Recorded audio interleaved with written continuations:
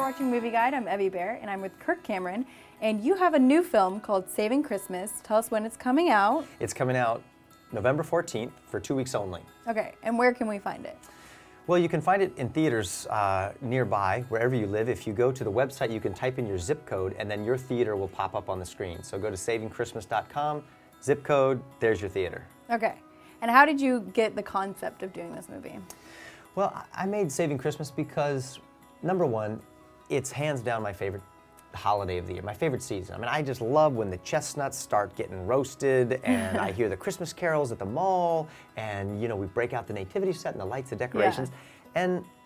And now, increasingly, I'm finding there's more people that are even inside the church who are kind of going back to a philosophy of, let's just, go back to the Torah and its festivals and forget stuff like Christmas and Easter and all of that.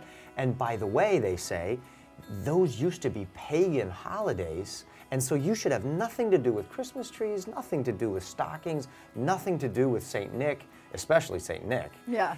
And just skip Christmas. Go dark on December 25th. And so with all of that, I figured it was time someone needed to stand up and say, hold on. Christmas is the most exciting celebration of the year, and it's something that ought to produce joy in the hearts of everybody, and we need to celebrate it loudly. And have you had conversations in real life like that, like what's happening there? Yes. So quick recap for folks who are watching. My sister's throwing a great big Christmas party in the movie, played by my real sister, by the way, Bridget.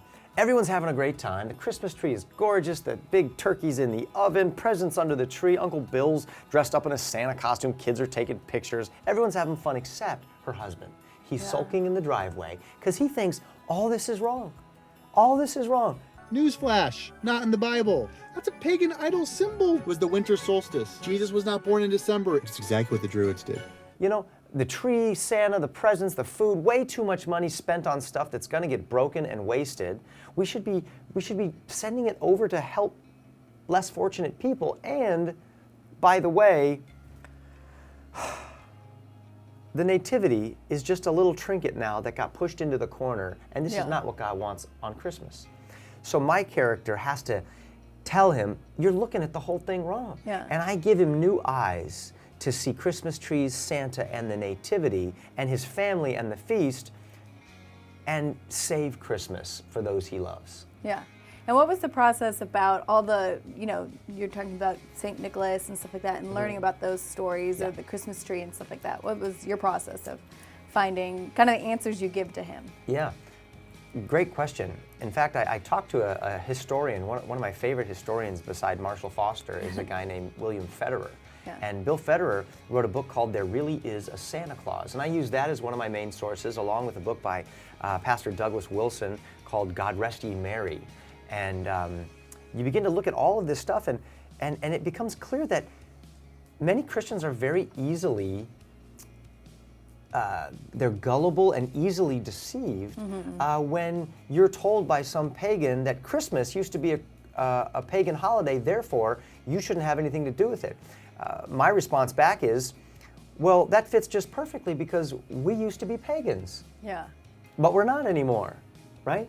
And this may be Thursday, which is really Thor's Day, that's where we get it, or Wednesday, Woden's Day, but you and I have no problem having Bible studies on Wednesday because we don't believe in Woden.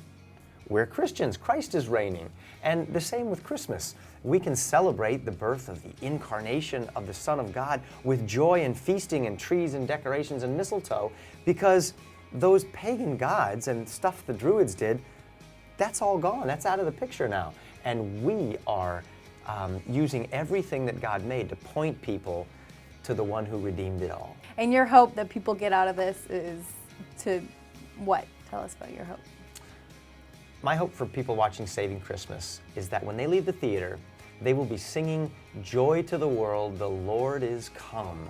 And they'll go home and wrap both of their arms around their Christmas tree, give it a great big hug, and open up their doors and invite their whole neighborhood into their celebration and the story of this king and his kingdom.